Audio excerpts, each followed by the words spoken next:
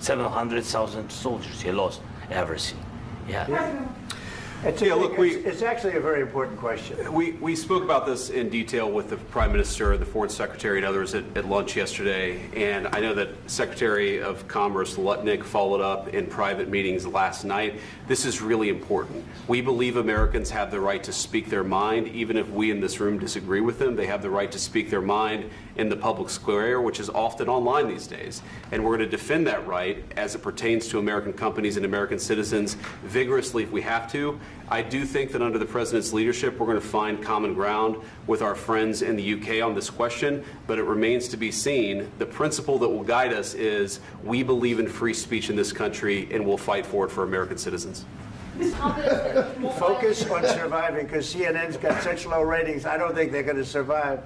Let's go. Please, go. I already mentioned Poland. Poland was under Russian control for decades after the Second World War.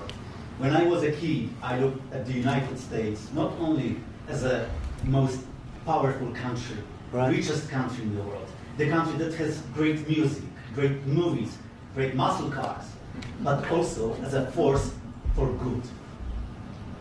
And now I'm talking with my friends in Poland, and they are worried that you align yourself too much with Putin. What's your message for them? Well, if I didn't align myself with both of them, you'd never have a deal.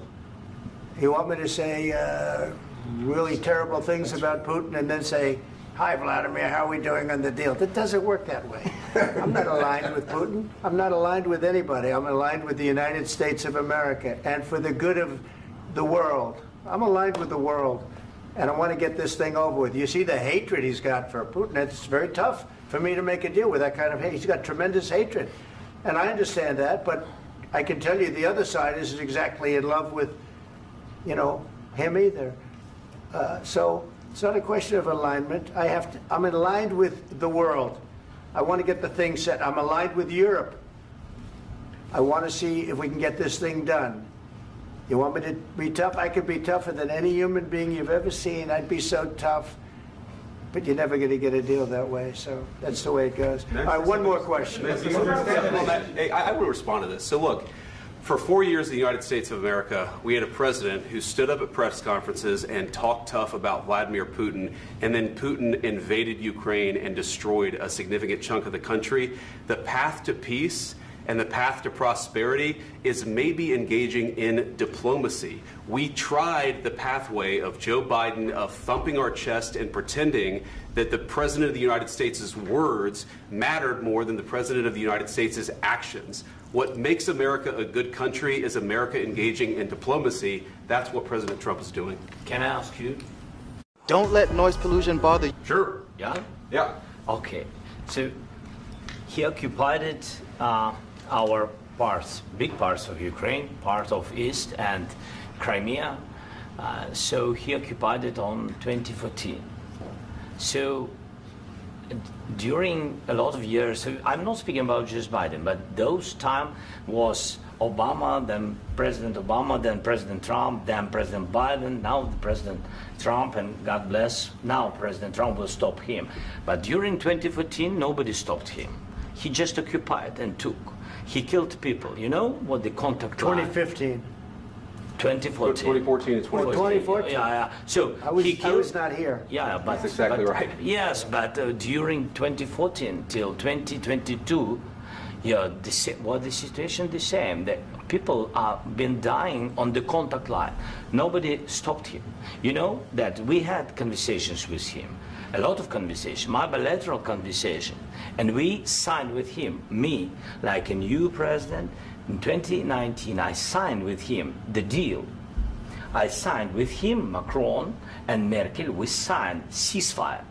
Ceasefire. All of them told me that he will never go. We signed with him with gas contract. Gas contract. Yes, but after that, he broken this ceasefire. He killed our people and he didn't exchange prisoners. We signed the exchange of prisoners, but he didn't do it. What kind of diplomacy, JD, you are speaking about? What do you mean? I'm talking about the kind of diplomacy that's going to end the destruction of your country. Yes, but if you Mr. President, with respect, I think it's disrespectful for you to come into the Oval Office and try to litigate this in front of the American media. Right now, you guys are going around and forcing conscripts to the front lines because you have manpower problems. You should be thanking the President for trying to bring an end to this conflict. Have you ever been to Ukraine that you say what problems we have? I have been to. Come once. I've actually watched and seen the stories, and I know what happens is you bring them on a propaganda tour, Mr. President. Do you disagree that you've had problems bringing people into your military? And do you think that it's respectful to come to the Oval Office of the United States of America and attack the administration that is trying to prevent the destruction of your country? A lot of questions. Let's start from the beginning. Sure. First of all, during the war, everybody has problems, even you, but you have nice ocean and don't feel now, but you will feel it in the future. God bless. You don't know that. God bless. You God bless. You will not have a war. Don't tell us what we're going to feel. We're trying to solve a problem. Don't tell us what we're going to feel. I'm not telling you. Because you're in no position to dictate that. That's exactly what you're doing. You're in no position to dictate what we're going to feel. We're going to feel very good. You will feel influenced. We're going to feel very good and very strong. You will feel influenced. You're right now not in a very good position. You've allowed yourself to be in a very bad position, and he happens to be right about it. From the very beginning of the war. You're not in a good position. You don't have the cards right now. With us, you start having cards. Right now, you don't. You're playing cards. You're playing cards. You're gambling with the lives of millions of people. You're gambling with World War III. You're gambling with World War III. And what you're doing is very disrespectful to the country, this country. That's back to you. Far more than a lot of people said they should have. Have you said thank you once? This entire meeting? No, in this entire meeting, have you said thank you? You went to Pennsylvania and campaigned for the opposition in October. Offer some words of appreciation for the United States of America and the president who's trying to save your country. Please, you think that if you will speak very loudly about the war, you can... He's not speaking loudly. He's not speaking loudly. Your country's in big trouble. Can I Wait a minute. No. You've done a lot of talking. Your country is in big trouble. I know. You're not winning. You're not winning this. You have a damn good chance of coming out okay because of us. Mr. President, we are staying in our country, staying strong from the very beginning of the war. We've been alone, and we are thankful. I said thanks you haven't in been this alone. cabinet. You haven't been alone. In this cabinet. We gave you, through this stupid president, $350 billion. We gave you military equipment, and you men are brave, but they had to use our military. What about if you didn't have our military equipment, if you didn't have our military equipment, this war would have been over in 2 weeks. In 3 days. I heard it from Putin. In 3 days. This is something maybe new. Less. In 2 weeks. Of course, yes. It's going to be a very hard thing to do business like this. Again, I tell you. Just say thank you. I said a lot of times to American people. Accept that there are disagreements, and let's go litigate those disagreements rather than trying to fight it out in the American media when you're wrong. We know that you're wrong. But you see, I think it's good for the American people to see what's going on. I understand, sir. I think it's very important. That's why I kept this going so long. You have to be thankful. You don't have the cards. You're buried there. Your people are dying. You're running low on soldiers. Listen, you're running low on soldiers. It would be a damn good thing. And then you tell us, I don't want a ceasefire. I don't want a ceasefire. I want to go and I want this. Look. If you could get a ceasefire right now, I tell you, you take it so the bullets stop flying and your men stop getting killed. Of course, we want to stop the war. But you're saying you don't want a ceasefire. But I said to you, I want a ceasefire. With guarantees. Because you'll get a ceasefire faster than an agreement. Ask our people about ceasefire, what they think. That wasn't with me. That wasn't with me. That was with a guy named Biden, who was not a smart person. That was with Obama. It was your president. Excuse me. That was with Obama, who gave you sheets, and I gave you javelins. Yes. I gave you the javelins to take out all those tanks. Obama gave you sheets. In fact, the statement is Obama gave sheets and Trump gave javelins. You got to be more thankful, because let me tell you, you don't have the cards. With us, you have the cards.